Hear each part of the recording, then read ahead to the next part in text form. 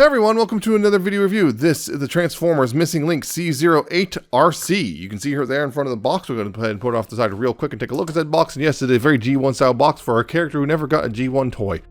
And you can see right there, this is one of the bits of artwork because there's the other release, which I'll talk about a little bit. But you can see Transformers logo, and there's the artwork there, Takara Tomy and T-Spark, C-08 and the Sabertron, I don't know what that says right there, Arcee.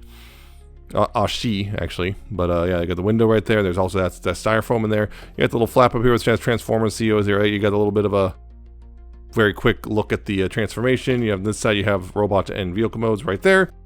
The same thing on this side, different poses, and on the bottom you have some, I guess the thing was included, some other things and where it was made, and a bunch of other stuff. And of course on the back you have a whole bunch of warnings and ages 15 up. And hey, look, there's the bio and tech specs in there. There's a little bit of the 86 artwork right there. And of course with that tech spec thing, you have the little like, oh no, it's all scrambled and stuff, so you have to take your little decoder out and look at that, and hey, there it is. You can look at the tech specs like that. There's the box. And of course included in the box along with those tech specs are of course the card, the little card right there. This is Cybertron Arcee there, and on this back side you have again the bio and the little kind of very G1 instruction style thing right there. You have the stickers, which you can see I've used them this time because of, well, how she works. Sticker sheet, but she comes with an extra Autobot logo. The actual instructions, which, pretty straightforward. Pretty straightforward instruction considering, again, it's supposed to be very G1-esque. Yeah, right there. Which also includes, of course, the sticker placement guide right there. And, of course, hey, a little product catalog thing, which, hey, there's Triptychon. Little product catalog, which kind of, and hey, Metroplex as well, and Ultra Magnus. And yeah, you fold this out, and yeah, it shows you shows you C7 and 8, which are both versions of Arcee. And hey, on the other side, of course, you have the previous releases of Missing Link. You have the full 86 box artwork, and this thing right here, basically a little bit about the original concept, which we've only seen pictures of pretty much before. Now we get to see the little concept of the figure. So, there you go.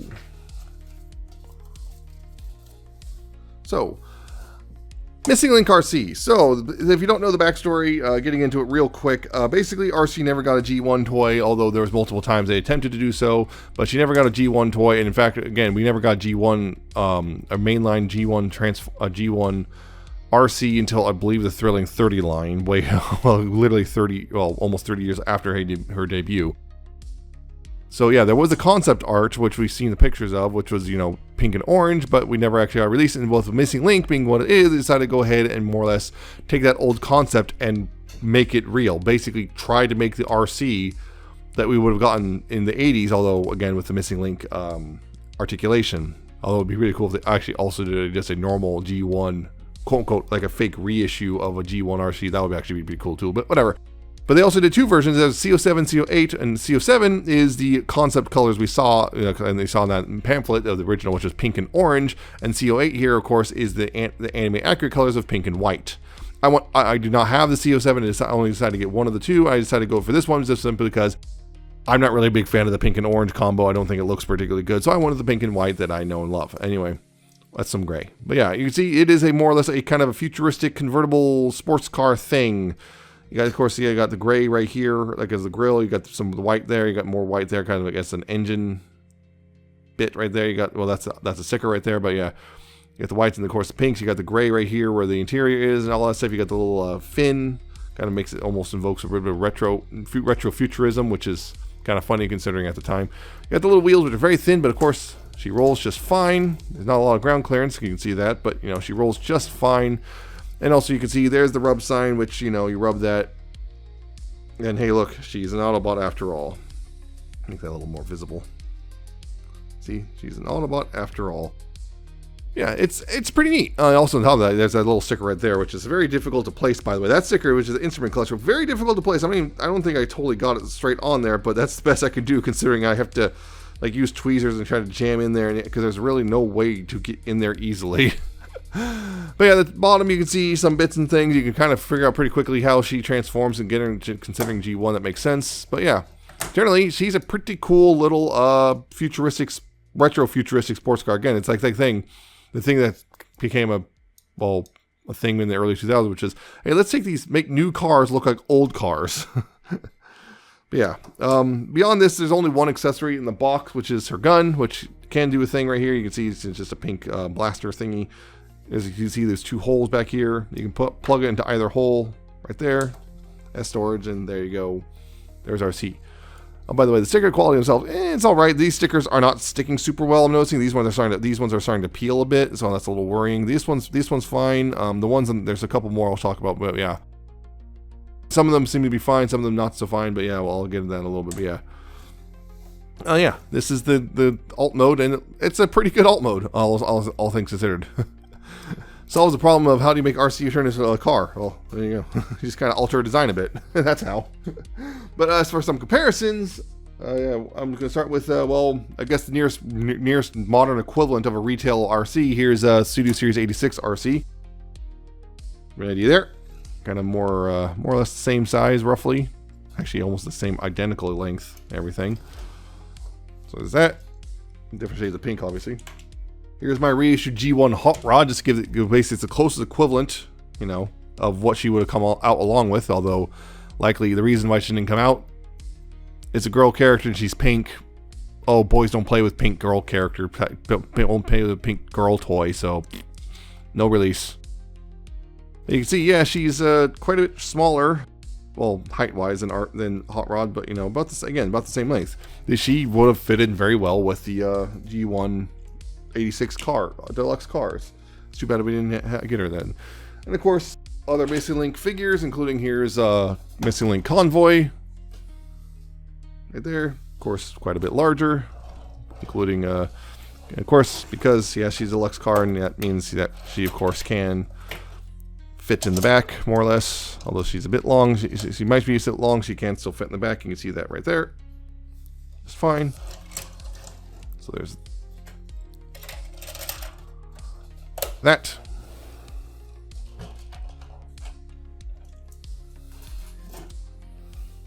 Here's Bumble and Cliff, the mini bots.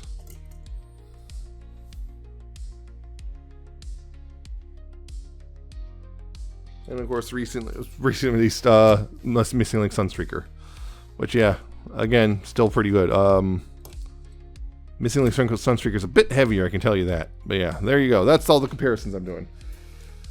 Yeah, speaking of all that weight and height and all that stuff, Arcee here is about 4 3/8 inches or 11.1 centimeters long total in vehicle mode, including the little fin here. And as a total, she weighs about 2.2 ounces or 62 grams. There you go. So, time to transform her, which, you know, is, again, it's a G1-ish toy, so it's pretty simple. So, first thing you do is take this windscreen and push it down like that. Untab this back end right here. This back end untabs like that. Then you bring it forward like so. And you bring it all the way forward like that, so it sits like that. And these side bits right here, you can untab the arms right here. Untab the arm here and bring it out like that. And untab and bring it out like that. And then you take the legs here. You want to bring the legs and bring them around like this. And bring them around like that. So, and then you take the central like spine piece right here. You untab it from the bottom of the car. So you bring this up right here. It's going to go over that gray piece right there like that. And you fold it down right here, and this will re-tab in essentially over the spine of the car like that. And there you go. That shortens that up right there. Down here at the legs, you take the feet here, you take the little heels and bring them out. And on mine, the first time I did these were a pain in the butt. I had to get a little spudger in there to bring them up. But after that, they've been pretty much, you know, no problem. So there's that. And then right here at the knees, you want to take the knees here, and they kind of slide down, and they'll click into place like that. And you say, yeah, they'll unclick like there, and then bring them down, slide them down, and they'll click into place. And that's the legs done. Yeah, she's supposed to stand a little weird like that. Bring this up a bit. The final thing, few steps, you take this flap right here, bring it up like this, take the hood here and undo it right there like that. Bring it forward and then bring it down on these hinges. Right here, this tab right here will go into a little slot right there. And with that, you have Arcee in a robot mode. Yes, Arcee here is, well, it looks like Arcee. A bit different. The shoulders, particularly, basically they made some changes by the final design, but, you know, she looks pretty much like you'd expect, G1 Arcee to look like, particularly, again, if you see in the prototype pictures. And getting in close here, you can see, yeah, this one's got, they got two different face sculpts, by the way. The orange one has the different face sculpts, and this kind of closer to the concept face, but this one's a little bit closer to the cartoon face. Getting in close, yeah, you can see the pink, so yeah, pink and blue with the blue eyes and everything, the white Leia hair helmet thing. You got, again, more pinks and whites mostly. Got a little bit of tech detailing now, but again, that's a sticker. Right there, you got the pink with the white and the pinks and the gray on the ankles, and a little bit, again, sticker detailing right there with the silver and red. Cleans up pretty well. There's a backpack, but really nothing too severe. Also, her butt's weird. Her butt's very squared off. Also, there's a little time machine stage support right there if you want that for any reason. Also, you can see as well, her head's a little flat, and that's because, yeah, the way this hood works is like, for this head to fit in here, you have to more or less do something.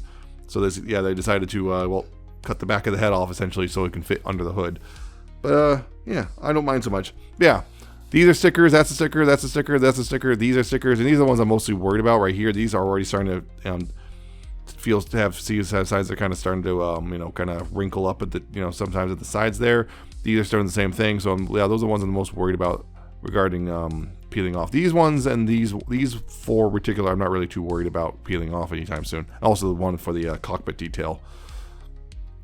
Yeah, overall though, even without the stickers, the only reason I put the stickers on, honestly, is because, well, there's these screw holes here, and I thought about a little bit of these screw holes are here, and they're a little annoying, so I decided to cover up with the stickers.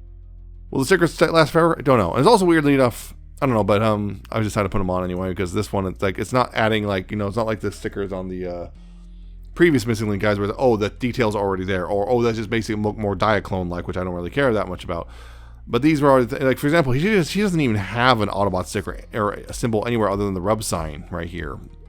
So yeah, that was kind of interesting. But yeah, and of course, being Missing Link, she is also very posable. Head though, she gonna go left and right, go up and down, and on the separate little hinge thing. Shoulders do, you know, go forward and back, although not really full 360 because of the backpack. You got outward right here, only goes that far because of, well, limitations. I think you do have a bicep swivel, but again, due to limitations, you can only really use it when it's a little bit out. You have an elbow joint, which again, can only be really used when it's a little bit out like that. There's nothing else right there. There's no waist joint due to how it transforms. Hips though, you got forward and you go forward pretty far, let it go out a little bit. Back has got pretty much that much before it stops. Outward, you do have that much. There is a thigh swivel as well, which is pretty cool. Knees bend pretty good. You can also bend forward if you want. Down here at the feet, you do have forward and back right here on this joint, and also there is an ankle tilt about that much range. Also mine on stiff, and of course right here, if you want, you can use this transformation joint for the heel as a little bit of a support, although it's not really a whole lot. Yeah, so you can get a little bit more, and I guess less of a dainty pose as well, if you know, if you want, because yeah, there's that.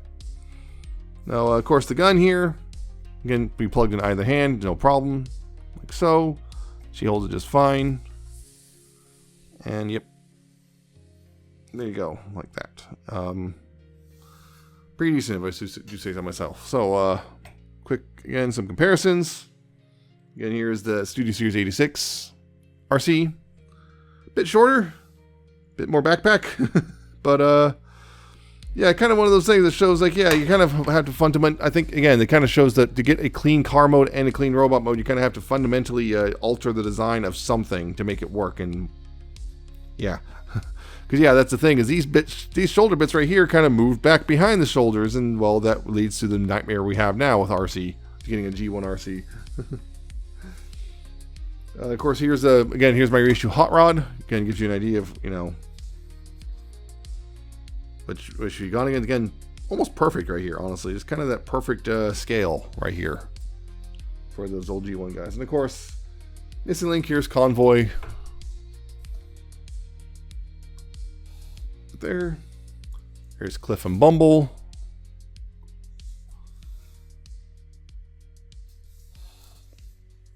And here's Sunstreaker. It's actually kind of short, yeah, because that's the thing was, yeah, if I remember correctly, in '86, all the Deluxes got a bit taller, although less diecast heavy. Although she's got a bit of diecast. And getting into that, she does have a bit of die cast, explaining kind of her somewhat high weight. I believe, not sure that's plastic. There's, I think the feet are definitely die cast. I believe the shoulder bits are die cast as well, but everything else, I believe everything else is plastic, but these shoulder bits and these feet are die cast. At least I think these shoulder, yeah, these kind of, yeah, these definitely die cast. You can see that. You can see the difference there, but yeah. So overall, Arcee, really cool. A pain because she comes out right as things got really nasty when it comes to importing, but she's pretty cool. The only problem is getting her now is going to be a little more of a trick, depending on where you go. I had wound up having to go to Chosen Prime this time, which cost me $100 for the figure. My pre-order on AmiAmi was about $68, but well, they're not shipping the US right now. If I wanted to get it, I had to do something, and so yeah, I had to spend $100 at Chosen Prime, which isn't as bad because considering she came out at the same time as Masterpiece Ratchet, which that review's coming soon. But I went to HLJ to try to see how much it would cost me, and oh my god, considering tariffs and duties and everything, cost me for her and Ratchet were going to cost me over $300, which no. But yeah, I almost forgot as well the measurements. Again, weight's obviously, but height wise, she's about 5 3/4 inches tall, or about 14.6 centimeters to the top of the head. So yeah, that's the measurement right there if you want to know how tall she is. But overall, she's pretty great. But yeah, that's the problem, is at this point we're at this juncture of everything's costing more, so it's getting a little difficult to yeah, so basically she's going to cost you somewhere in the neighborhood at least $100 or so at this point. Depending where you buy it. But yeah, somewhere in the neighborhood of, well, if you know where to look, you might be able to get it for a little bit cheaper than that, but not much cheaper. Yeah, about $100 or so for her. So yeah, she's kind of spendy, but she's pretty cool. And she's kind of that really cool thing of like, we never got a proper G1 Arcee. Here she is, and you got two options, and you get both if you want. So you can get either the prototype colors or the anime colors and whatnot. So pick your poison. Again, the other one will be pink and orange versus pink and white, and it has a different face, but otherwise I believe the stickers are identical, and everything else is identical, and all this other sculpting is identical. So just pick one if you like either of them. It's just kind of a cool thing that they did this at all. Yeah, the Missing Link line is still going on. Apparently we're getting Ultra Magnus. We've already announced Delta Magnus, or whatever, Powered Convoy. Yeah, Powered Convoy, I think, or Delta Magnus, whatever you want to call it. Diaclone repaint. Be cool if they did Rodimus Prime, G1, Missing Link Rodimus Prime, because he desperately needs it. Considering, hey, we have that prototype of the one that, we saw that prototype of the original one before. Bring the budget way down. But she's cool. $100 is a little spendy, but that's pretty much where we're going to be at, unless you're in, like, actually in Japan, which is you get a lot cheaper. But yeah, that's kind of where we're at now. So that's it for this review. I hope you found it informative and entertaining. Hope you like, comment, subscribe. Check out my social media down in the description and at the end of the video. Check out my Coffee and my Patreon. I shall see you next time with another video review.